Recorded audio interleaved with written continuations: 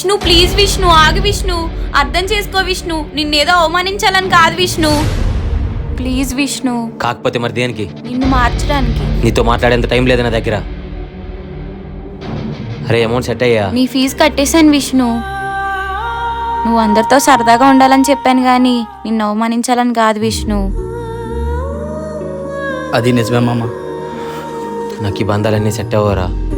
నా జీవితంలో హ్యాపీనెస్ లేదు. నీ గతాన్ని మర్చిపోవాలంటే ఇప్పుడు నువ్వు ఆనందంగా ఉండాలిరా. నువ్వు ఒంటరిగా ప్రతి క్షణం నీ గతం నీ బుర్రను పురుగులా తినేస్తుంది. ఇక్కడ జరిగింది ఏది మనసులో పెట్టుకోద్దురా విష్ణు. అక్కడ అందరితో కలిసి ఉండడానికి ట్రై చేయి. రోజు నిన్ను అలా ఒంటరిగా చూడడం కష్టంగా ఉందిరా. కొంచెం హ్యాపీగా ఉండరా.